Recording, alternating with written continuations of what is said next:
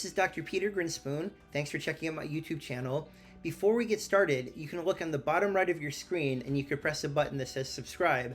It's free, and then you can have access to all of my YouTube videos. We talk all the time about addiction and different drug-related topics.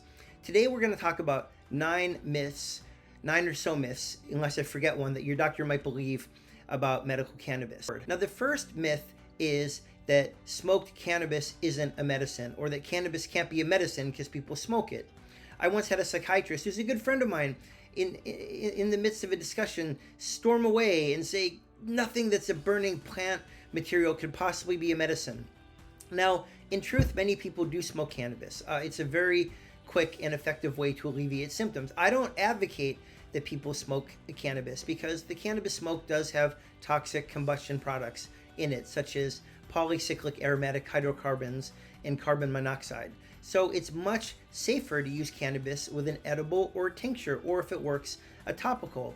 So again, while people smoke cannabis, it's not recommended. Cannabis smoke isn't as dangerous as tobacco smoke, and cannabis smoking hasn't been associated with lung cancer, but it's not particularly healthy. But cannabis is a medicine, and it is a medicine without smoking because you could use a tincture or an edible, which so many people do. So the argument that cannabis can't be a medication because people smoke it just isn't a good argument. Number 2, the myth is there just isn't enough evidence that cannabis is a medicine. Now, during the war on drugs, the only studies that were supported were studies that looked into harms of cannabis, because you couldn't really run a war on drugs without cannabis, and you couldn't have studies saying how good or how safe cannabis was during the war on drugs. Now, of course, cannabis does have harms. You know, it shouldn't be used by pregnant or breastfeeding women. It should not be used by teenagers. For teenagers, we say just say wait.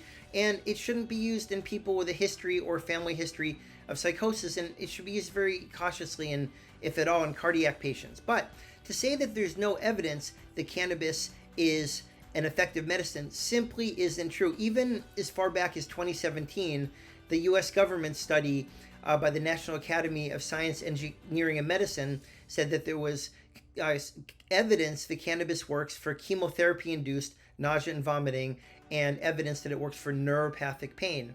Since then, a lot of evidence has come in.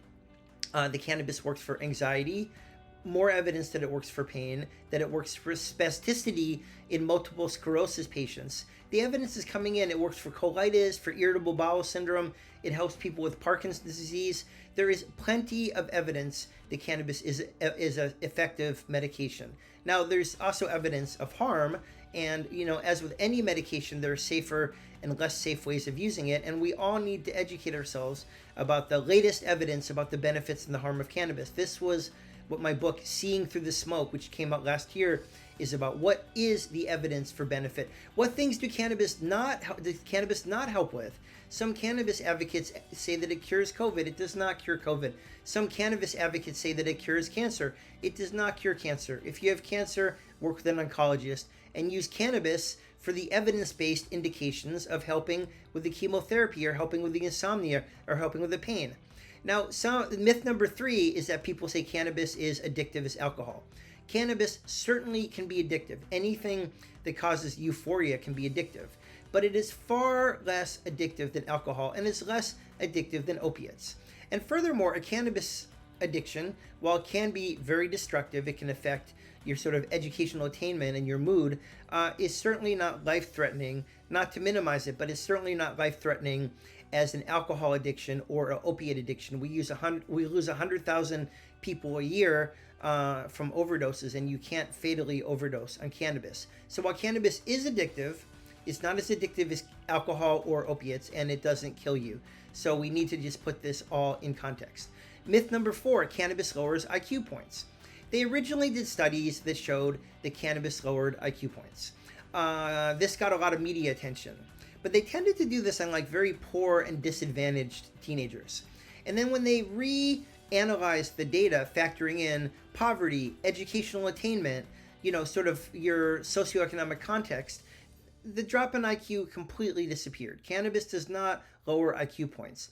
The only thing that these studies showed really is that poor, down and out, disadvantaged kids don't do as well on standardized tests like IQ tests as like, pampered kids in the suburbs. So again, cannabis does not lower IQ points. That is another myth.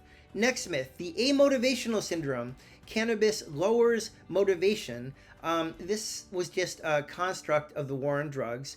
Certainly down and out kids, as mentioned before, can smoke cannabis and not achieve very much, and that can look like the cannabis is lowering motivation, but there's really no evidence that cannabis lowers motivation. In reality, some of the most motivated people I know, for example, the astronomer Carl Sagan, who this is also in my book, was a fixture of my childhood.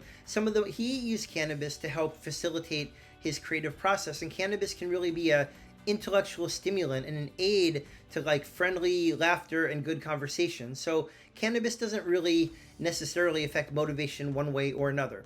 The next myth is the gateway theory. They taught us a lot about this in the DARE program, which was this failed, ridiculous program that we all were subjected to in middle school and high school, where they essentially magnified the harms of all drugs just to taint people who use drugs and to taint people with addiction. They cause much more damage than good. And their amotivational theory basically stated that like you take a few puffs of cannabis as a teen and then years later you're automatically strung out on heroin as an adult.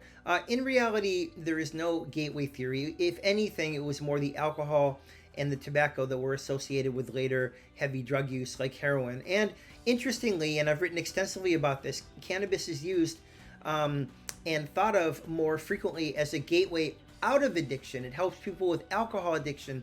It helps people with opiate addiction. It helps them transition off harder drugs onto cannabis. Again, cannabis is not without its harms, but this is essentially harm reduction when you're substituting opiates or alcohol, which can kill you, which cannabis, which again isn't always the best drug to take. In a perfect world, none of us would need anything. We'd all just do yoga and eat tofu and meditate, and none of us would need any drugs. But in reality, most societies use intoxicants, and many people need something, and it's much better if you get them from alcohol and opiates onto something like cannabis.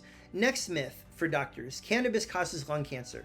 Cannabis is not, even if people smoke it, which I don't recommend and which is not as healthy, cannabis is not been associated with lung cancer. Now, as I mentioned before, cannabis does have toxic combustion products, and we don't recommend that you smoke it. It has carbon monoxide, which can cause heart disease, and it has tar and benzene. So while it's not recommended that cannabis is smoked, it has not been associated with lung cancer or COPD or emphysema. Cannabis smoking is associated with a chronic irritant bronchitis, and smoking cannabis can make asthma worse. So again, it's just not recommended that people smoke cannabis, but it does not cause lung cancer. Next myth: if you have a positive drug test, you're intoxicated on cannabis. Cannabis is fat soluble. It stays around in the blood, it stays around in the fat, and it stays around in the urine. So if you use cannabis, your drug test for cannabis can stay positive for weeks. It could even stay positive for a month, depending on how much cannabis you use. So this comes up a lot in pre-employment drug screens and a lot in car accidents. If you have a positive test for cannabis, for example, in your urine or your blood, that does not mean that you're intoxicated. It does not even mean that you've used cannabis that day. It just means, because it sticks around for so long, that you've used cannabis within the last couple weeks. So a positive drug test does not mean intoxication with cannabis. It's not like alcohol. With alcohol, we check the blood alcohol levels, and that directly correlates with how intoxicated you are, but that is not the case with cannabis. The next myth for your doctor is that cannabis causes schizophrenia. Now, cannabis can destabilize teenagers and young adults who are prone to psychosis, and it can contribute to the development of psychosis. And even with schizophrenia, it could trigger schizophrenia, or it's thought that it might trigger schizophrenia earlier in people who are predisposed to schizophrenia. And that's a big deal. If someone develops schizophrenia at age 23 instead of age 28, they learn fewer adult skills, and their overall functioning can be lower. So people with a history or family history of schizophrenia should not use cannabis. However, it doesn't cause schizophrenia.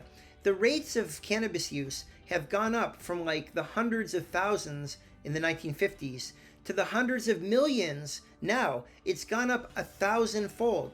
And the rates of schizophrenia have been rock solid over the past 70 years. So if cannabis caused schizophrenia, the rates of schizophrenia would have gone up. It's impossible that they wouldn't go up, and they've been stable. So this myth is not true. Cannabis does not cause schizophrenia. The final myth is that cannabis makes you dumber. It is true that when you use cannabis, you have a short-term decrement in your short-term memory.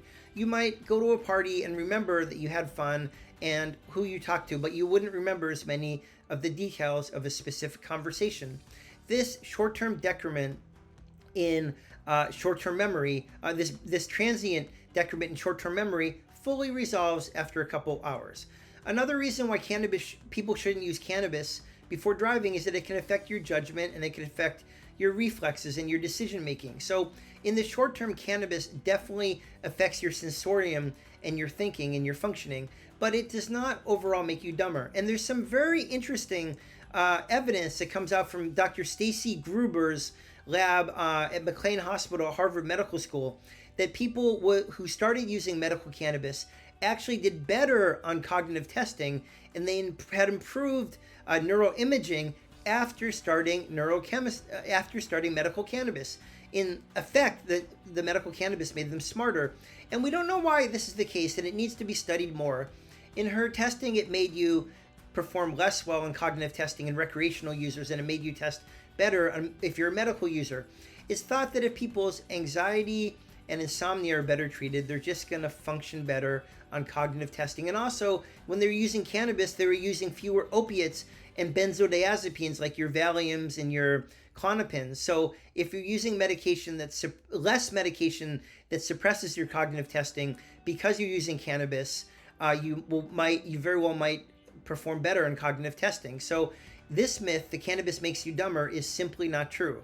So thank you for listening to this detailed delineation of the myths that need to be discussed with your doctor and with other patients because of the 70-year war on drugs, all this nonsense about cannabis that's been spread around. The more we could all be on the same page about cannabis, doctors and patients alike, the more comfortable the conversations will be, and the better the medical care will be, because everything will be open. If people get in trouble, it won't be in the shadows. They can get help.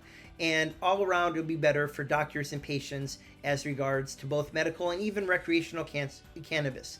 Thank you for listening to my YouTube presentation on the top 10 myths of doctors and cannabis. This is Dr. Peter Grinspoon.